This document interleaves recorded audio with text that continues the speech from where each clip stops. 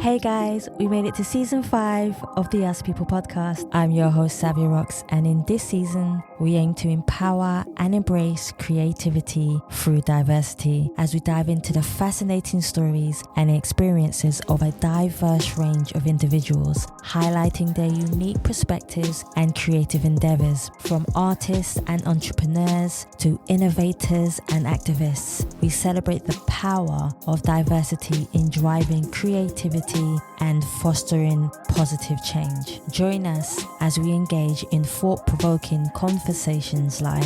I made myself intentionally homeless in pursuit of my purpose. We're aware that a lot of people want to present and they were in my position, and what's worse, they weren't a white male, which is a joke that's even still a thing. I think my family never ever say you can't do something, so full of support for whatever dream. If I said tomorrow I want to fly to the moon, they'll probably say I wish you all the best, Mel. So guys, I just want to say thank you for supporting the Us People podcast for the past 5 years, and we look forward to sharing another new theme song with you. Let's go. Hi, my name is Dr. Marie Edunsin, and I'm a counselor and a psychotherapist. I'm also the CEO of Empirical Global Initiative and a mental health advocate, and you're listening to Us People podcast with Savia Rocks. Stay tuned.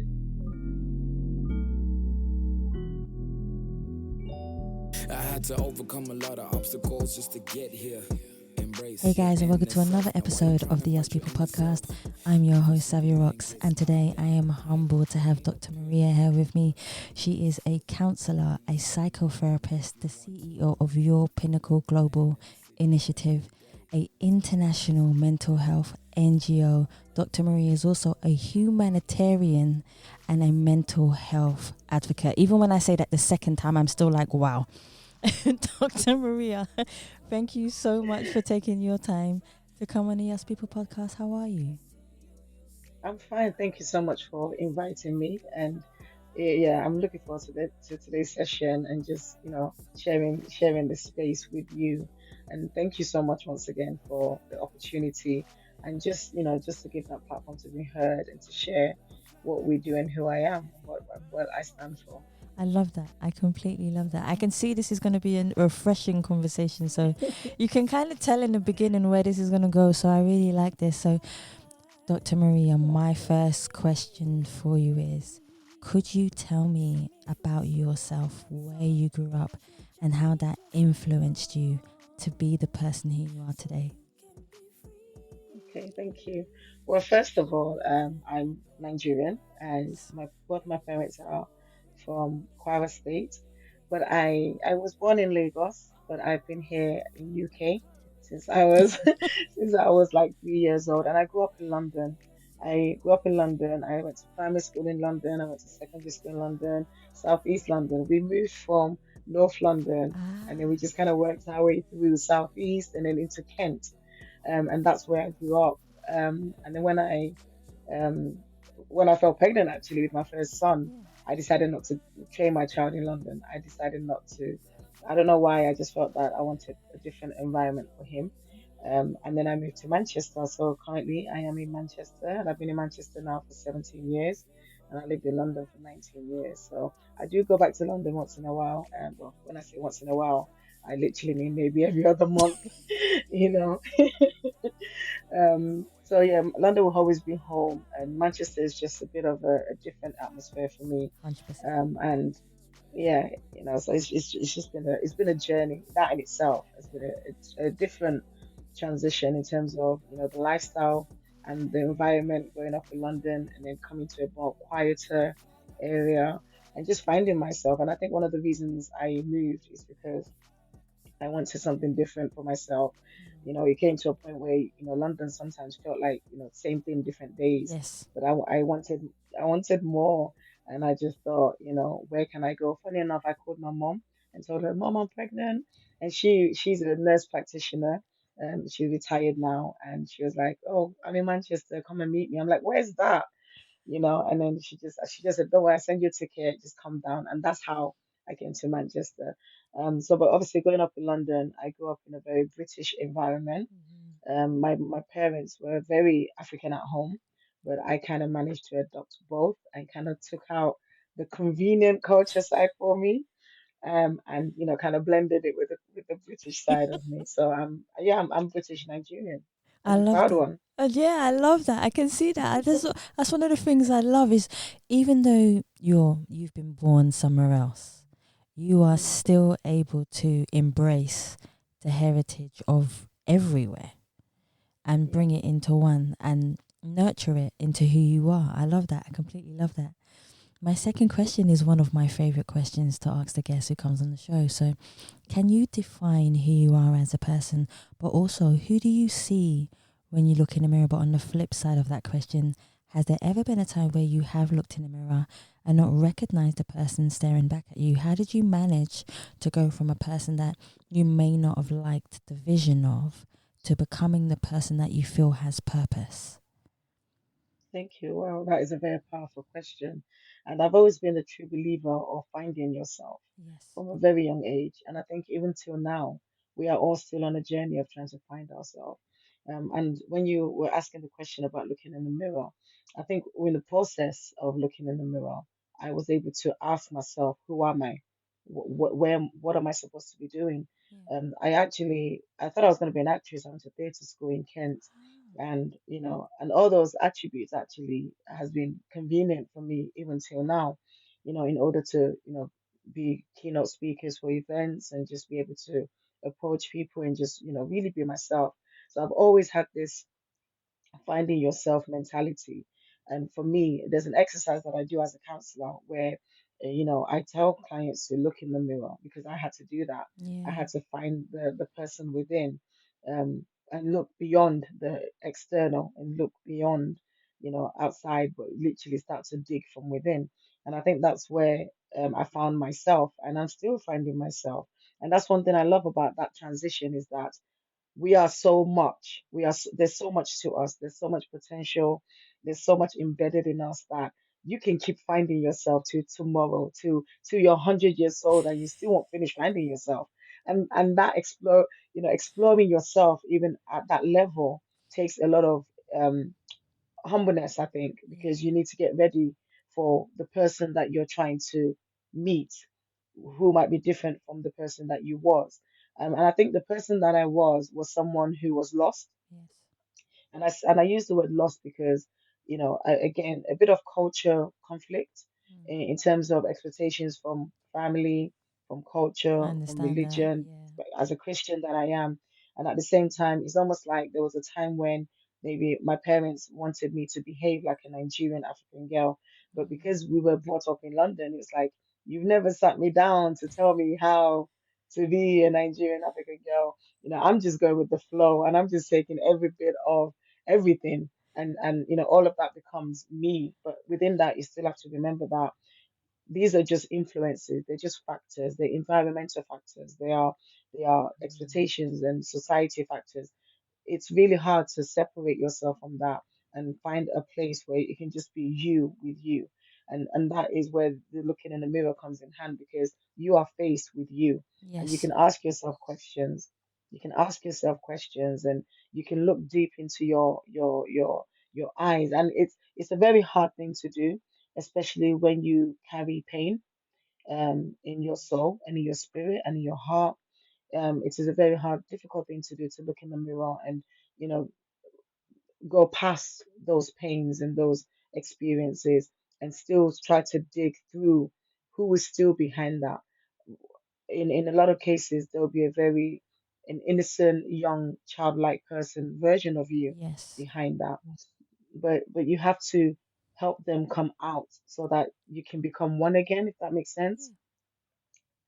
So that you can become one again, and you can help that inner self, they realize that this we made it this far. You can come out now. You can be yourself again. I love But that. a lot of people do struggle with that, where they lose that completely. They can never find that. And then you get people who can find that. And when you do find that, it's a gift in itself, because you have the opportunity to kind of fix what might have been broken, Yes. whether by your innocence or by somebody else's advantage, that might have taken advantage in one way or the other. So it's a very powerful transition. And I think a lot of people ask me where my confidence comes from, and I'm still asking that question. And I think my confidence comes from the fact that I've learned that people speak from experience. You Yes. know, everything you do, you are speaking, you are doing it based on the experience. And you know, we always say that you can't give what you don't have. Hmm. So you know, for you to be supportive of other people, you would have had to support yourself in one way or the other. For you to heal another human being, you would have had to heal yourself, because how would you relate to them? How would you support them through that? You know what? I completely love that answer. I think that's one of the best answers I've had on the show.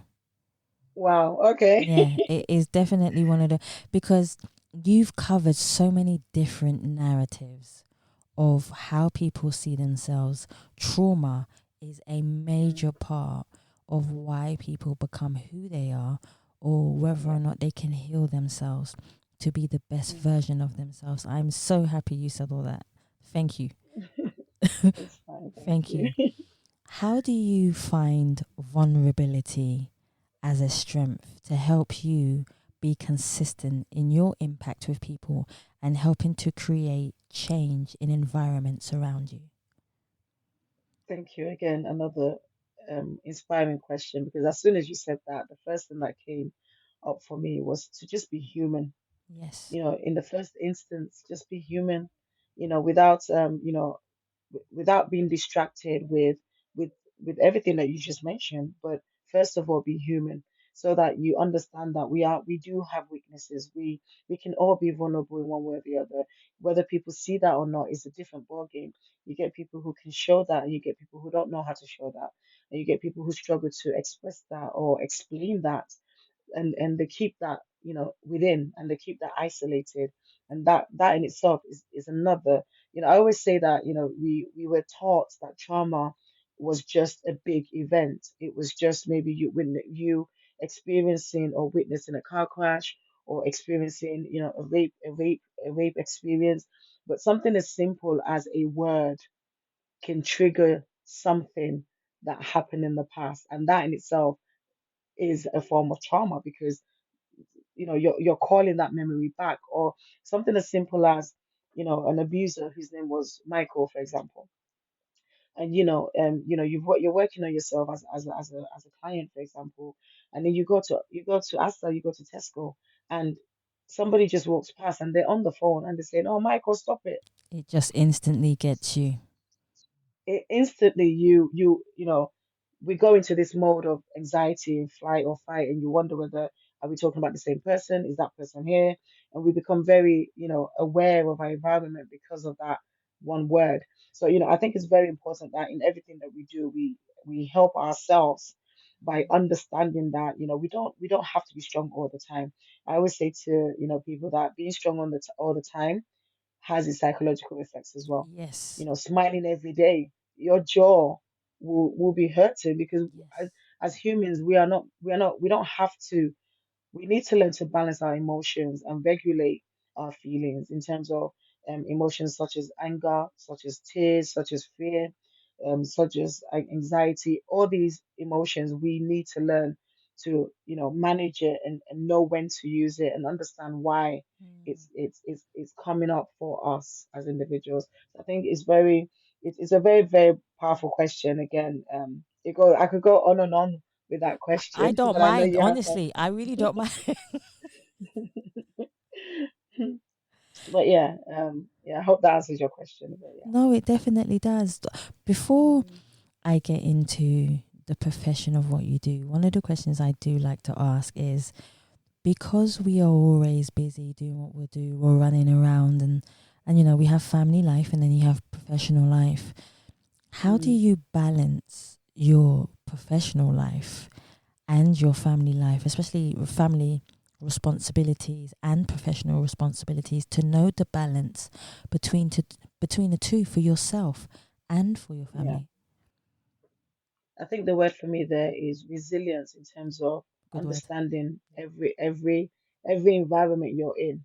The moment you're in a working environment, you know, we almost have this, you know, I have this, you know, this symbolism that I'm a woman with many hats. I'm a mother of four children.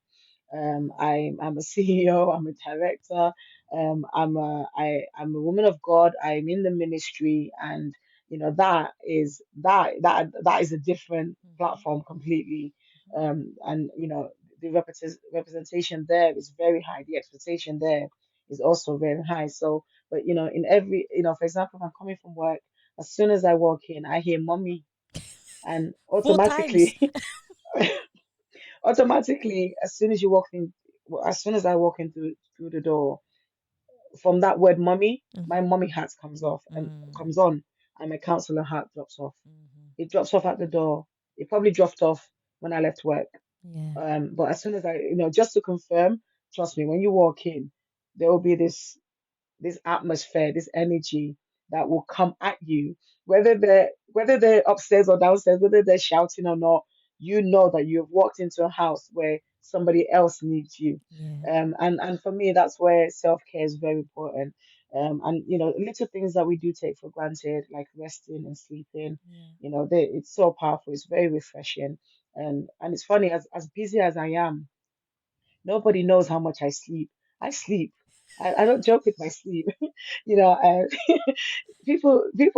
honestly, if people see me in maybe in a different town or in London or in anywhere, and they say, "Oh my God, like you came," wow, I thought you were too busy to come. I'm like, no, yeah, I'm here because I wanted to be here. And I'm Yeah. like, I could be in my bed, but it's fine. I'm here. So as much as people think I am a busy person, but I look after myself. I have to look after myself because I know how many other people needs me. But obviously, like I said, I need to make sure that I'm okay. And I think for me, traveling as well, I travel a lot, and that for me is just a form of changing of environment, therapeutic, kind of self-care for me, and just refreshing and seeing the world from different perspectives, seeing people, meeting people from different walks of life. It's funny, as a counselor, I always say that the clients don't understand how much they are teaching me by allowing Yes. me into their world. Yes. So I'm learning every day. I am absolutely learning every day, and for me, it's a passion. It is a passion just to be there for another human being to share that with you, and it's a privilege as well. Yeah. No, I totally understand. You have the word resilience comes back into mind when you talk Mm, about which I am definitely going to ask you, about you being a counselor and a psychotherapist, because even before we started recording, I remember, we touched on the sheer fact of the qualities that we mm, have to have in order to be a psychotherapist: patience, understanding, the yeah, resilience again, and all these things. That humanitarian part of you has to mm, come out and be alive, that sympathetic, the compassion. So yeah. please do talk to me about your journey in becoming a counselor, number one, but also a psychotherapist, number two.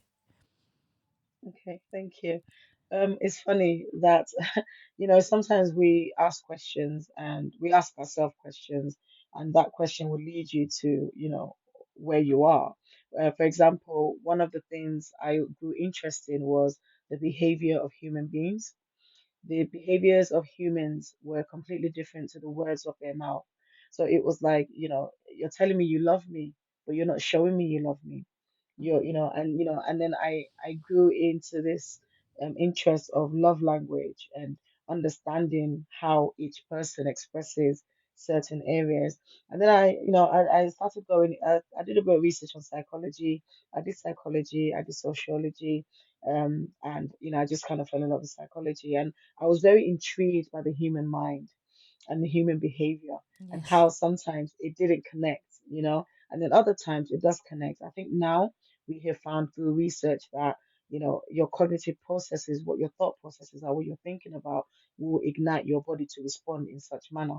Yes. For example, if you're fearful of going swimming, for example, there'll be no motivation to leave the house, let alone get into the water. Yes. That kind of thing, and automatically there'll be that behavior pattern of avoidance. You will avoid that because it's like, I'm gonna drown. I'm gonna drown. You've already kind of failed before you started. So I'm very mindful of how the mind works, and the human mind is such I don't know, the word I'm looking for is divine and scientifically unresolved. We know that there is a light. There's always a light bulb moment, but nobody can see it. We can feel it. Everybody has that experience Yep. when you feel like, oh, that's an idea. That something just came to me, and something just kind of downloaded into me, and you're wondering, okay, I don't know where it came from, but it's a good idea. Yep. But we just go with it. We just go with it. So I went to Suffolk University, and I did my degree there in, counseling and psychotherapy, the professional practice route. And the psychotherapy part for me is really focusing on the psyche, focusing on your psychological well-being.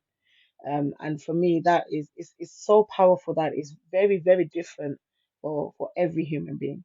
It's how every human being is almost wired or function is very different to each other. We have this collective mindset, and we Yes. have this collective mentality, Mhm. maybe based on religion, based on the same expectation of society. And every country has that. Every country has a completely different energy of their mentality, and That's that's how true. they do things. Yeah. you know. But the beauty for me is that as much as we are all individuals, we are still collective. We Yes. are. It's a very, very phenomenal thing where we are all one. We know we're one, but how can we be one within that and still be one by yourself? There's a connection. There's a link there. So I was very intrigued with that mindset, and I grew a lot of interest in philosophy, and I just read a lot of philosophical things, and I've just been opportuned to just have a mind that questions, and I think people who question Same. will get the answers they're looking for. Some people don't want to know; they're not interested, but when you have questions, you are going to look for the answer, whether you're satisfied with the answer or not.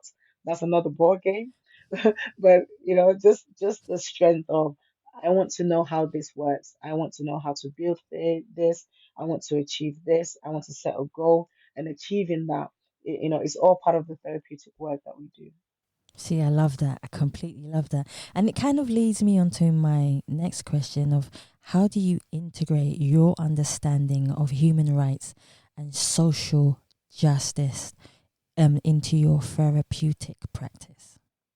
Mm, yeah, this is where I think that question comes in terms of, we have a lot of clients that we've worked with that would say, just tell me what to do, just, you tell me what to do. What am I supposed to do? And we always have to emphasize on the ethical boundaries of, I'm not here to tell you what to do. I'm here to help you find the answers, and giving them that autonomy back, giving them that human rights, that as an individual, you have a right to make a decision for you Yes. without feeling pressured by society or situation or by environment. So I think it's very important that people are mindful of that.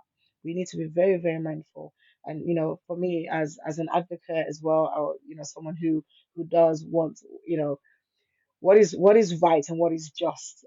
You have to really sometimes put your personal emotion to the side, because it can be two things. You could either do it passionately, or you could do it aggressively. Yes. Um, Aggressively it won't work. I'm someone who's very intentional, and I've learned that sometimes our intentions are good, but our approach is wrong. You know, our intentions are good. Some people's intentions are good, but the way they approach it, and I've learned that with communication, there's certain communication approach that you can use for Mr. A and Mr. B. You're saying the same thing. It's just how you said it, and Yes. how they've interpreted it, and how they've received it. How they've interpreted it depends on what they were thinking before, what they're going through, what they've experienced in their past, what their mindset is, what their mentality is. That would affect how someone receives a communication from you. So that's just another example. I hope that answers your question. No, it does. It actually triggered another question in me, actually. So, for example, I get excited when boop, that light bulb moment Light comes. bulb. So, for example, when you're working with a client, I know you can't speak specifically about, what you do with the clients, which is absolutely fine. But when you're working with a client, for example, say for example they have autism or they neurodiverse, or they have their mental state of mind is not like quote unquote the normal person. How do you react and emotionally develop that compassion to be able to understand them and their way of emotionally being able to say, so for example, like we said, it's not what you say, it's how you say it that has an impact on a person. How do you handle that? I think this is where I think person-centered therapeutic approach is very important, which is the kind of counselor that I am. I'm person-centered. I'm also trained in CBT, and I'm very holistic in how I approach any of my therapeutic work. But one thing I love about person-centered is the fact that every session is so unpredictable that if you're someone who is self-aware, a counselor that doesn't need to work so hard must be personally self-aware, Yeah. because by doing that you can easily pick up on energy, on vibes, on that person's persona, that person's pain. As soon as they walk in, as soon as you meet them, and you're checking in with them and asking, where are we today? Who's this? Who woke up this morning? Who came into the session today? Allowing that client to be their individual self and they will bring that to the session anyway. They will bring that to therapy. And you have to wait for that because you don't know who's going to walk through the door. That's You true. know a name that's going to walk through the door. Yes. You know an idea of a client that's going to walk through the door. And you have all this maybe on paper, or you have this just from your first initial assessment, in terms of your first therapeutic introduction session. But then going forward, every session, I always tell my client that, they should always not feel like they need to bring something to therapy. Sometimes, it's not about, actually, I don't think there's anything wrong. Just the fact that you don't think there's anything wrong, we can still explore that Yeah. so that you can be grounded in that and continue to know how to access that feeling again. If not, people have this perspective, and there's this stigma around counseling, that it's when there's something wrong that you need counseling, even if something is right and you're questioning that and you're wondering that this is too good to be true. What's going on here? And why am I feeling that way? Why am I feeling Yeah. that it's too good to be true? Don't I deserve this? So these are ways of exploring that by allowing the client to be themselves and feed off that as a counselor, explore that and prepare for that. No matter we have to constantly prepare for the unpredictable. It's so mad that you say that because I've spoken to so many different therapists and psychotherapists, and their mental state are all different. All of you guys, the way that you think is completely different from one another, but you still have a certain strategy that you use to implement things and to understand people that connects. That connection that you were talking about, that's still there. Yeah. And it's so bizarre, but at the same time, it's wonderful to think about and see. Yeah. Cool. Thank And you that's so why I much. say, being a counselor, it's anyone that thinks it's a job. I don't know where that mindset comes from. It's for me, it's a calling. It's either you have it or you don't. It's something that has to come from the core of you as an individual, as a self. And this is where we always reference that, we, even if anything comes up for us, through the sessions, we always have to stay in the client's frame of reference, meaning, acknowledge that, oh, what that client just said, oh, that reminds me of my dad. But you Yeah. you need to acknowledge that and just say, okay, put that right back and come back to the client and just say, I recognize, just go back to the client's frame of reference, and then we take that to supervision, and then we take that to our supervisor and say, I had this session and it triggered this for me, and then I will explore it there. Yeah. But within that session, I am still present for my client, and I'm still there and acknowledging that, I want to be there, not that I've drifted off, if that makes sense. No, it totally makes sense. I've Yeah. I've I've I've been to therapy. I'm happy to say I've been to therapy. I think therapy is good for Yeah. everyone. Yeah. Yeah. Regardless of, like you say, you could be in a brilliant position in your life but still question the reason why you're there. Yeah. And with my therapist I had, it was quite funny. She got really emotional. And like you said, you know, you have to try and stay in your present mindset and stay with the client. But sometimes it can be quite hard. Yeah, it can, you know, and this is what makes us human. And Yes. this is a human to human interaction, and that congruence, you know, that genuinity of the fact that I am with you. And in that moment, maybe she felt what you were saying, Yeah. or she felt your emotion. And you know, I mean, when we talk about a therapeutic relationship, we are really talking about when the client and the counselor become one in terms of, you know, they are in the same mind space. And for the client, it's a good thing for them to know that my counselor understands. They Yes. don't have to have seen it or experienced it, but they understand. For you to understand, you must first listen. Yes. If you know, if they don't understand, you wonder whether did they even listen? Did they truly listen? And you know, and that connection becomes very beautiful when the emotion is kind of transferred. But again, there is a bit of a ethical boundary there as well. Yeah, definitely. One of my favorite questions that I like to ask is, what is the common misconception about your field that you would like to clear up? Do you remember what you said, Dr. Maria? Yes, I do. I Go do. for I it. do. Go I for did. it. I said that, you know, again, clients feel like, you know, we are there to tell them what to do. We are there to give them advice, and you know, they want to come to us for answers. And this is when a lot of clients do get fed up, or individuals get fed up with life itself, and they don't want to think for themselves. Yeah. They want somebody else to do that for them, but you know, they want to put that responsibility on somebody else. But then again, we live in a world where, you know, as humans nowadays, we're now learning, and we should be learning, that everybody needs to take accountability for their lives, for Yes. themselves.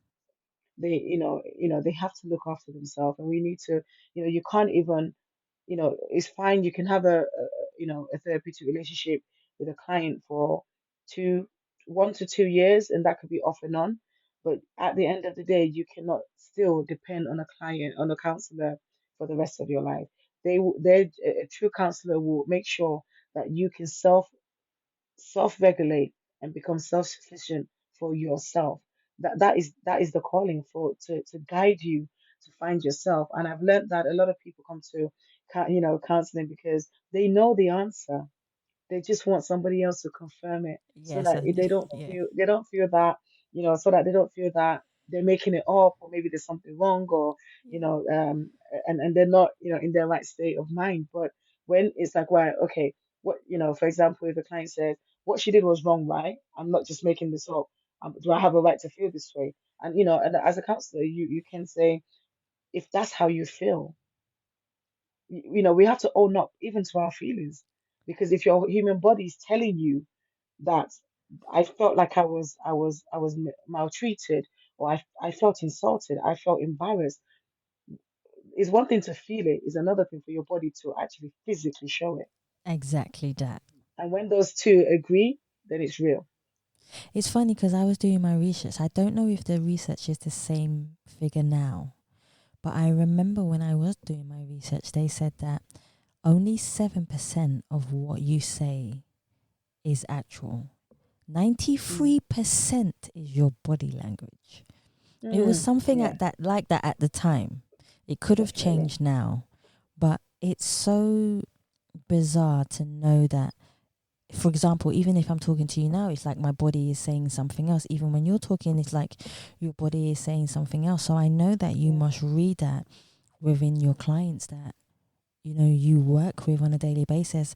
How does yeah. that make you feel, and does that feel intimidating to the client or to yourself sometimes? It's just a random question that just popped in my head. Does it feel Yeah. intimidating sometimes to both you or the client when they say something you're like, that doesn't sound 100% correct?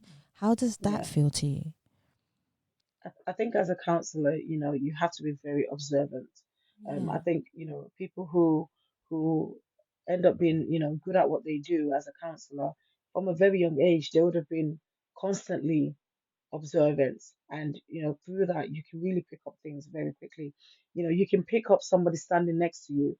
You're not looking at them, but even the way they're standing, you can feel something. You can feel whether somebody's angry next to you.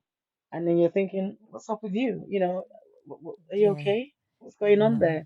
there? And funny enough, one thing I've learned about, my job in the last 4 years is that a lot of people struggle with silence. And and a lot of people struggle with silence. And silence is so powerful because silence says a lot. If you have Yes. this divine ears, you can hear even in the midst of silence. You know, um, I've had a client before, and a young person who felt that she didn't want to be there. She's just not going to say anything. Is it okay? Can I just sit here? I said, yeah, you can. I said, of course, you can just, we'll sit with that silence. And I was thinking to myself, eventually when the silence becomes too long, somebody will become uncomfortable. Yes. But I love silence, and I just, for me it says a lot. So we sat there for a good 15 minutes, and then they became uncomfortable because I've just gone to master that. They became uncomfortable, and then I said, "Can I speak? And you can just listen." And they said, "Yes, that's fine." And I said, with the way with the way you're sitting, you're telling me this. With the way your hair looks, you're telling me this. And everything, the way you walked in, you're telling me this. The client was forced to say, "How do you know that?" And I said, "This is the energy you're giving me. This is what you're telling me without speaking." And then I said quite a lot of things, but obviously I can't remember because I said so many clients. But and then at the end of it, she said, "Are you a witch?" A good one. You know, it was like, how did you know? I was asking these questions as well, but it was a way of getting the client to speak and to interact and engage. But it got to a point when it's like, yeah, what you just said is right. But how did you know that? I didn't say anything. I said, you don't need to say anything. It's a spiritual And intuition as well. yeah, yeah, you know that spiritual awareness is very important. Again, it's either you have it or you don't. But because of my calling in the ministry, I have that by the grace of God. And I'm just so blessed, and I'm so grateful that both my role and my calling, they just merge into one, and it makes it so easy for me to work with anybody. Because one of my, I don't know whether you have a question for me in terms of any of my challenges. I can hold this next one for No, no, that. no, no, You, no. No, okay. keep it going. Okay, that's fine. That's fine. So one of my questions that I get asked maybe at a job interview is that, oh, I can see that you're a Christian. Are you willing to work with LGBT and LGBTQ? And I'm like, yeah, are they not humans? If we're talking about working as a human, we are talking about, for me, the way I see humans and individuals, I don't know how, but I have stripped away everything else. I've stripped away sex, I've stripped away gender, I've stripped away culture, I've stripped away background and upbringing and even trauma. Because before we can even start to bring all that into the room, I need to know you. But if and that's if you know you. If you don't know you, I will know that you Exactly. don't know you. Yeah. Because I'll be able to tell you Yep. that, and for me, and I know the same Bible says, "Thou shalt not judge." So that is not my job. My job is to see beyond the physical person that is in front of me, and that is to see the inner self. Do So you know what? I'm so glad you said that. I'm so yeah, glad you said that. And that's what makes you a humanitarian. A humanitarian is exactly that. A person that doesn't, which actually leads me to my next question as well. So I always ask this question because it is so powerful in the way it's formed and the answer that I receive. mm, So, judgment, the word judgment, it's always there. We are yeah, always getting judged by how we look, by what we say, how we articulate ourselves in the world, how we present ourselves to the world and to people. Yeah. If there was no word judgment in the dictionary, what do you believe that you would have done differently in your life? Hmm. Wow. You know, I'm someone who I've grown to be contented. I like that. And because of that, I don't think I have any. I don't think I have any regrets. I think everything I've been through is for this moment. It builds up to who you are. We are so many puzzles and pieces Yes. of a puzzle. And Yes. when it will become one, I always talk about the bigger picture. The bigger picture is bigger than you yourself. Oh, The, tell me about it. the bigger picture is bigger than you yourself, and you are a piece of the puzzle. And the day you realize that, you understand that, okay, we all have something to give. Yeah. And if we all give it together in one unity, in one mind, in one spirit, it will make sense. So I think for me, it's very important to acknowledge that judgment. For me, another word I would use for judgment is assumption. Yes. In assumption in this day Yes. and age, people are very quick to assume. I think we've moved away from judgment now. It's like, Yeah. assume. They've just concluded Yes. that, obviously judgment is still in the foundation of that, but they've completely decided for you. That's They've true. completely decided for Yeah. you. Yeah. No, they definitely do. And sometimes it's just about having that compassion for another individual. And Mm, the word that always comes to mind, and I don't mean it in the way that people take it, because people can take this word quite offensive, is ignorance. It's so mm, funny when you yeah, say you're being ignorant. It's not that it needs to come across as a defensive way, but people for some reason take it as a really defensive. They get really upset about it. It yeah, just means the lack of knowledge towards a subject, and it's just mm, about educating yourself to be able to understand it. yeah, And I wish that more people just took the time out just to understand people yeah, a lot better. And that's all it is. And sometimes it's just that definitely. patience of wanting to understand the interaction between two people to get Yeah, to know who they are. I definitely. think that's powerful. I Yeah, it is. definitely. I did a TikTok video recently, and something dropped in my spirit, and I was talking about respecting people's stories. Yeah. It's the same thing as respecting people's boundaries, respecting people's privacy, respecting people's trauma, respecting people's pain, respecting people's experience, because it is their experience for a reason. And unless, even if you were there, you wouldn't have experienced it the same, because No. you wouldn't have perceived it the same, and you wouldn't have felt it the same. So therefore, respect people's stories, respect people's lives, respect individuals. And that's where ignorance comes in as well, Yeah. because you have become ignorant of other people's story, or rumors or gossip. You assume that that is what it is. It can't be more than that. You've made that conclusion, and you've assumed that that person is what they say that person is. I've had a lot of I've had a lot of experiences recently that, a few people came up to me and said, you're nothing like people perceive you to be. You're nothing like people accuse you of being. You're nothing like people assume you are. And I say, I don't know what to say to that, because it's like, okay, you decided not to listen to that, and you decided to come and meet me and get to know me.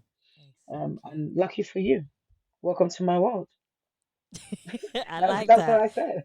Well, I like that. because if you can break that barrier yourself, based on Yes. what people has created for you, and somebody else went beyond that and say no, it's as good as, in my culture we say things like, you can't call someone a thief if they're not stealing something that belongs to me. Until I catch them, right, until I catch them and they've stolen what belongs to me, then I will conclude they're a thief. I'm not going to call someone a thief just because people are calling them a thief. And that's the You thing know, about being open-minded about life. You don't listen to somebody else's story.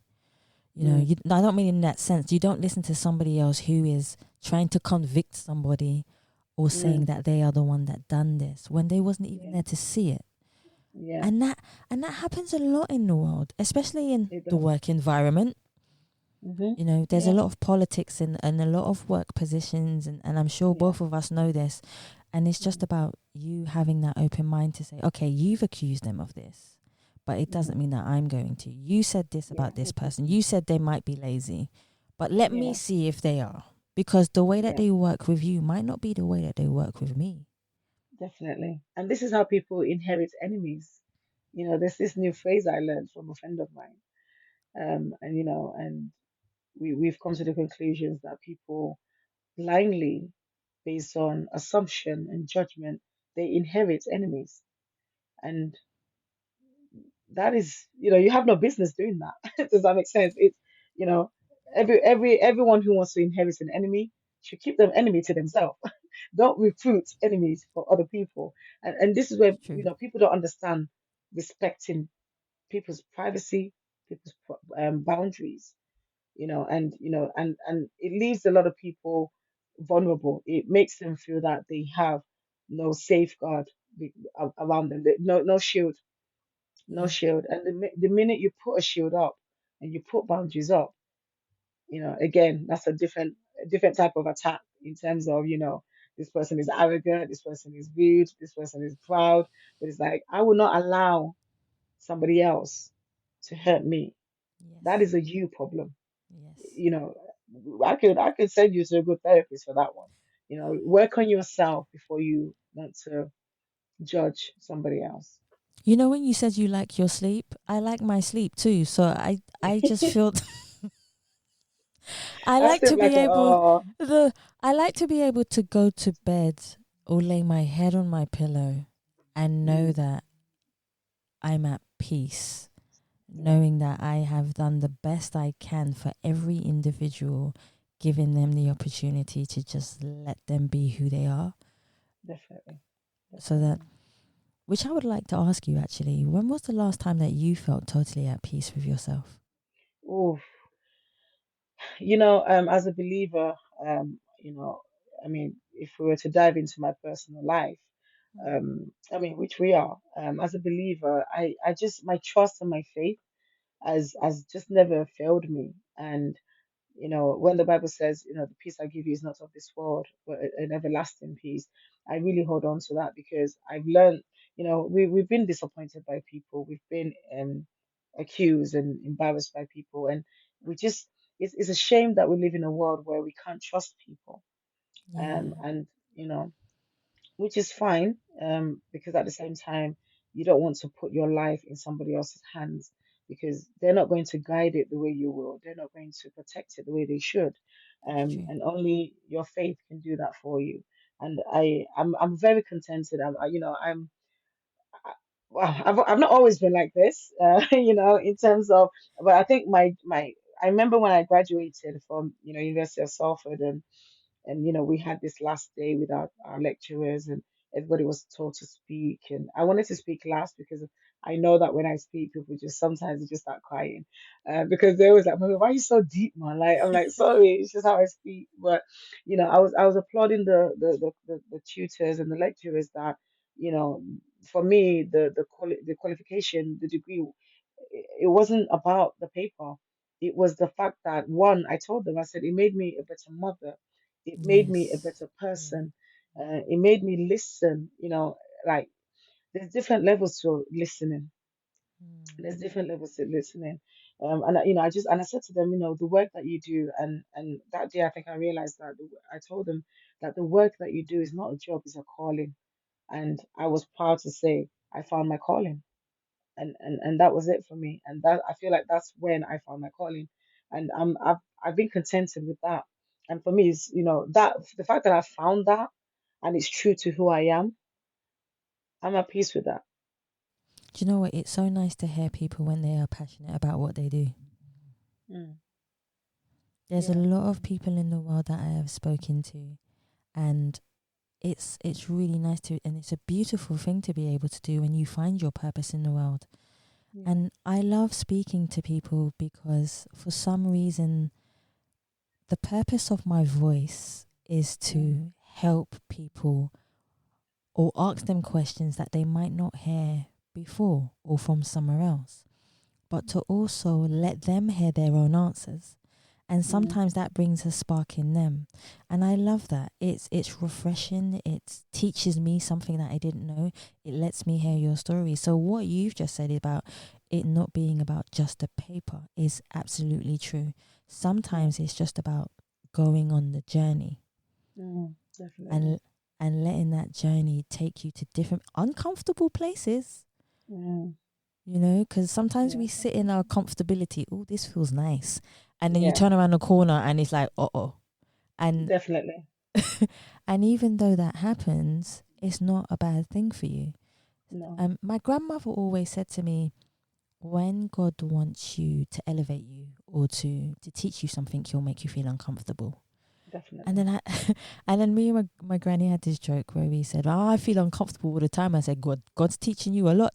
So it's one Yeah, of you're not those things listening. You're not listening.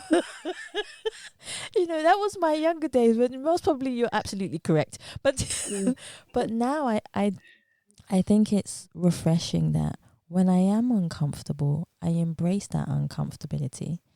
And it's nice to be able to share that with people. When you are uncomfortable, when you feel stuck, don't wallow in that the door's just closed on me, because I've realized in life that when one door closes, they say another one opens. But remember to realize the door is open and don't wallow about humans often. And I can say this because I'm sure we've all done it at some point. When something happens to us in our lives, we will wallow on the past. Yeah. And the door is open right in front of us and the light is shining through and it's saying, walk through, just walk through. And we naturally don't do it because we're still in that emotional state. But once we do walk through, regardless, like we say, trauma, you know, a relationship, a friendship, all these things, we realize, why was I like that? Why was I in that mindset over there? But it, like you say, you know, and perfectly said, it was to teach you something. Yeah, definitely. Yeah. And I think for me, I've learned that, we have to be willing to take sacrifices. We have to be willing to Yes. sacrifice, sometimes in terms of the vision ahead of us or the purpose that we've been called to. Just like Joseph in the Bible, when he saw the vision, they saw the vision, but he didn't see he didn't see the prison, he didn't see that journey. He just saw the vision, and it's like, oh, we just assume again that it would just fall on our lap. We just assume that we could just grab it. No, We because if it does fall on our lap, we won't appreciate it. appreciate it. No, we We won't. won't have We the won't. gratitude for it. Yeah, That's the definitely, problem. No, definitely. if I was to say to you, if there was one song that was the soundtrack of your life, because I believe that music plays an integral part in all of us Mm. at some point. If there was one song that was the soundtrack of your life, what song would you choose? She's laughing already. And why I'm like, would you choose that particular song? oh my God, you're not gonna believe the song that just came up for me. Go on. Maria, Maria. Ay, She ay, reminds ay. me of the West Side Story. Yes, because I But you know love that the has a word great West Side Story. storyline. It has a great storyline to it. It does, it does. And I think, I went to theatre school, so I'm very familiar with a lot of musical songs that we used back then. And that always stayed with me, and I just loved it because my name was in it as well. And I think I remind myself because I was named Mary, but I changed it to Maria. Ah, And I don't know why, I just didn't resonate with Mary. I fair just felt enough. that I just, and this was from a very young age. From a very young age, I just preferred Maria. And I think that's when I learned that in certain cultures and languages, it's the same thing. So I just thought, oh, I prefer Maria. So for me, Maria became a different person because it became the person that I wanted to be. I just wanted something to separate the name that was given by family and friends. And obviously, I have a Nigerian name as well, which is also very powerful. But the world knows me as Maria. So, but yeah, that's the song that came up for me right now. And that's funny because it's a song that we were singing in the office today. you know, so I think I need to go back to and really listen to the lyrics again. But yeah, I think our stories is just so divine that everybody should have a right to tell their story. Agree. Everybody should have a right to express it, to share it, to teach other people. And I think one of the things that maybe a lot of people might be lacking is that they didn't have people to share their story. It's just now that people are speaking. It's just now that people are sharing. I mean, one thing I appreciate TikTok for is that we now, I mean, gone are the days when people won't speak. Now people are Yes. speaking while they're doing their makeup, while they're getting dressed, while they're crying. People, and it's funny how even though they just to them they're just turning on their camera, they have no idea how far that video is going. But A if those hundred people percent. who are viewing it were standing in a stadium, they would never do that. So it's that comfortability of I can do it in a safe space. I can do it on my own terms. I can do it in my own way. I can do it in my own comfort. Either way, some people are ignorant of how they just throw it out. They just throw it out. I've If you seen get it. a million a million views, would you really be able to stand in a stadium of a million people and repeat those same words? I No. doubt. I doubt that. But I guess in a way it's a good thing because it allows people to be themselves. Yeah. I agree with that. 100% I agree. I love the fact that you're saying all these things. It's resonating in a good way. It's resonating. Yeah, So I only have a few more for you. that's And fine. I love this question also actually. If I was to take you, Dr. Maria, and put you on a desert island for 24 hours and Mm. say to you, Dr. Maria, I'm gonna leave you there with an activist, with a president and a musician. Which activist would you choose? Which president would you choose? And which musician would you choose to have a conversation with? Oof, wow, activist. Well, can they the what? Can they be dead? They're dead or alive, it's fine. Okay, okay. Martin Luther King.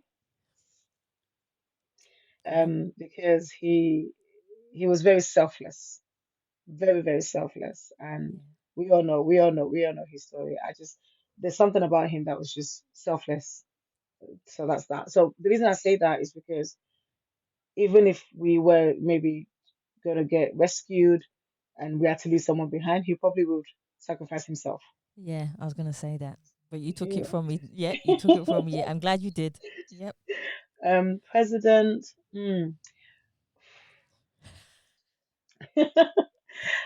Well, it's funny you say that. And I'm not really familiar with every president, but one Same. president that stands out for me is that I got the opportunity to be um, granted a honorary doctorate by Joe Biden, the president of America. And I'm just a little old me in Manchester. When I tell people, they're like, "How? You're not even American." I'm like, well, It doesn't it came. matter. It doesn't matter. And I think just having that signature, having that letter, and just having that acknowledgement for the work that we've done internationally, it means a lot to me. So I think no matter who's president, it happened in his reign, and for that in itself, it's enough for me. Then we gotta have a musician. Musician. Oh wow, musician.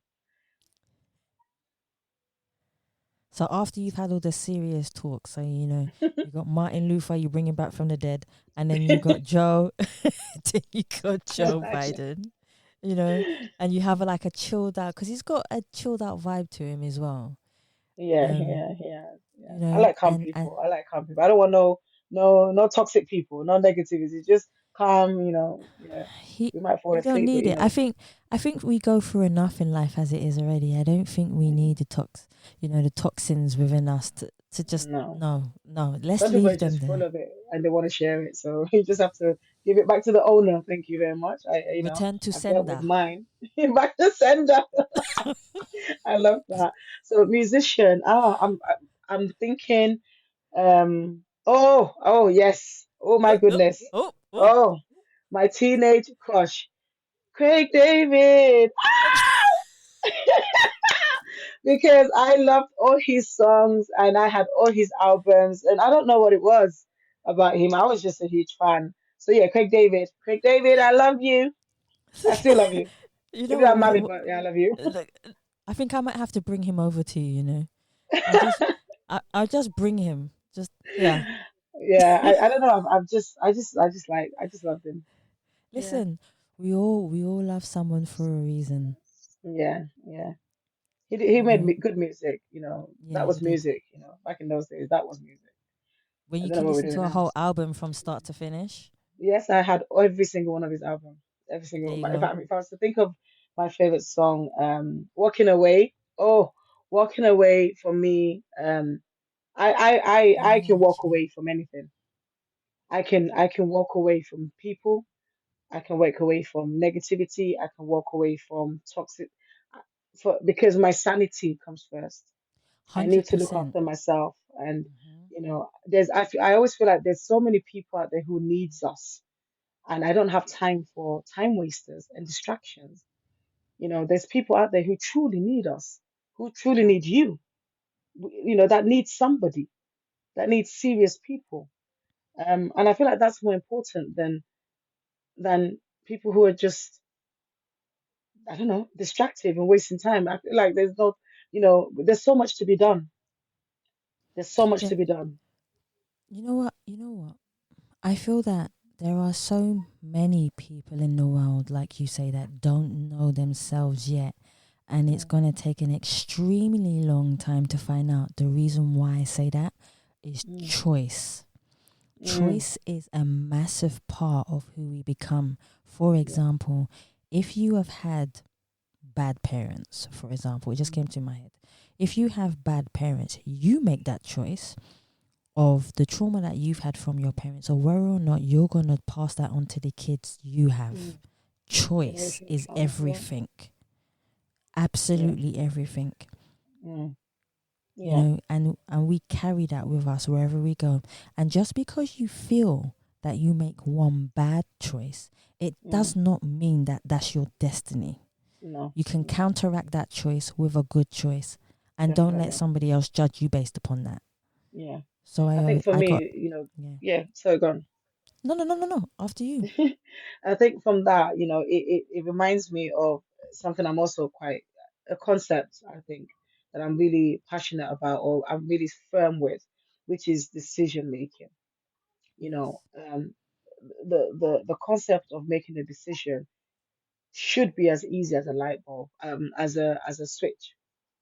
And you get people who make that decision and there's no going back. That is a decision, and they make that decision and say, I do not want to be like my mother. I don't want to be like my father. I don't want to raise my child in that way. I don't want to. It's a decision. And some people are so strong-minded that some people misinterpret it as stubbornness. But some people are just so strong, so strong-minded that this Mm. is what I want and this is what I want. Yep. Respect that. It's my life. I want it for me, not for you. So it's just what I want. And but some of the people struggle to make that decision out of fear of the uncertainty, which is fine. It's okay. But people who make that decision and just go for it, they're going into it blindly. But there's power in the fact that no matter the consequences, I made the decision. Nobody made it for me. And I always like to prove a point. I always like to prove that I have a mind of my own. I cannot be manipulated. I cannot be bullied. I cannot be. I. I'm just so. I don't know how to explain it. I personally, I'm just so secure in what I'm doing, in my purpose, in my calling, and where I'm going to be manipulated by anybody else. If I give into you, That's so I true. choose to give into you. Right. And I can Choice. take that. I can take that. Yeah, I can take that right back. But just choice. know that I still had that power. So that decision for me, it's that decision making, that making that decision. People who I always use this as example that people that smoke and people are encouraging them to stop. And yes, we are all advocating for good health. Again, the approach is completely questionable sometimes, but compare that to when that person decides to stop. The people who have been encouraging them to stop will be shocked because they won't believe it. But because that decision came from the person and it came from a place where it was a switch. And once that switch is on, nobody can turn it off. It's a decision, it's a focus, it's a vision. It's just clarity and confirmation for that person that this is what I want to do, this is what I want to change. But of course, a lot of people struggle with that because they don't have the confidence to do that. There you go. That's it. And that's the thing that takes time. Definitely, definitely. My before I want to ask you 100 more questions, but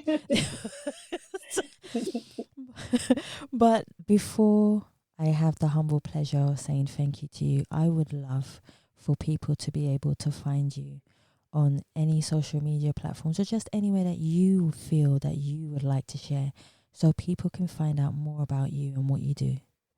Okay, thank you so much. Um, well, the first place to start is just on Google. Just Google Maria Edunsin, and quite a lot of my digital footprint will come up. And I'm on TikTok. I'm on LinkedIn. I'm on Instagram. My NGO is also on Instagram at Your Pinnacle. On Instagram and on X as well. We are at Your Pinnacle GI.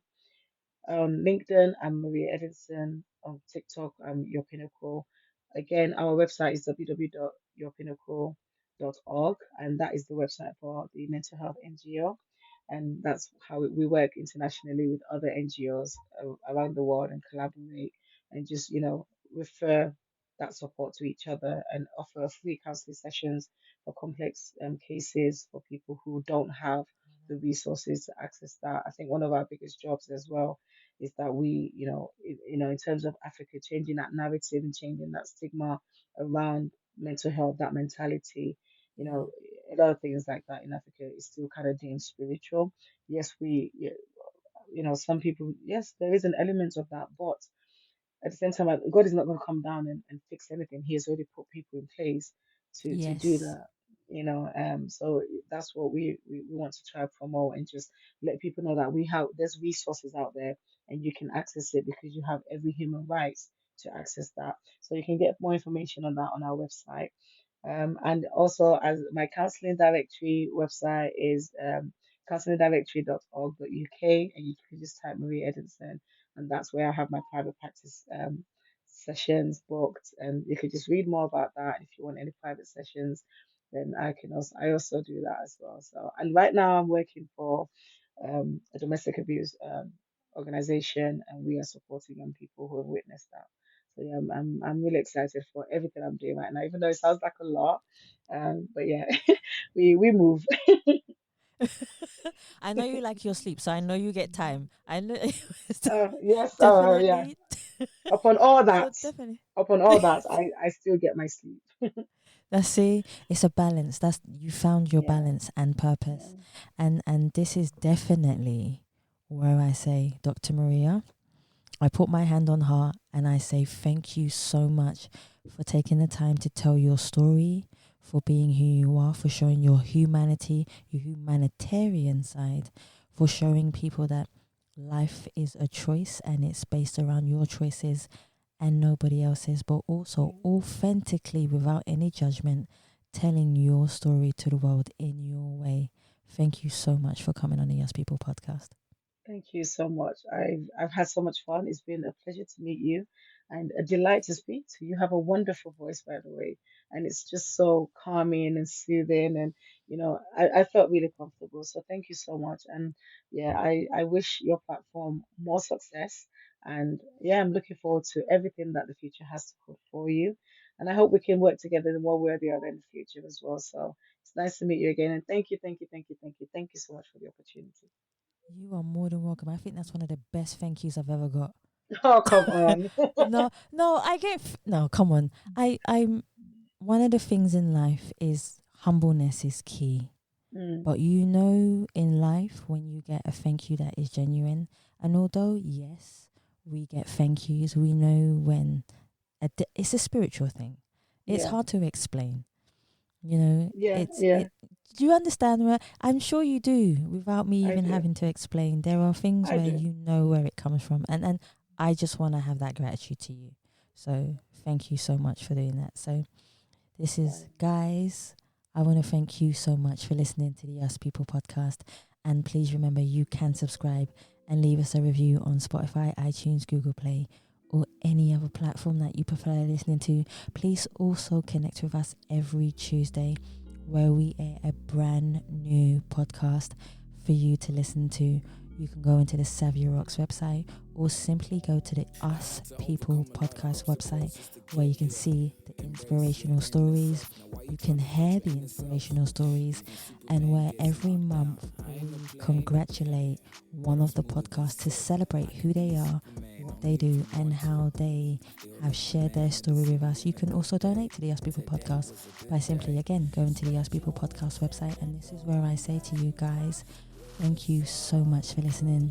Stay happy, stay positive, and as always, please continue to be kind to one another. Take care.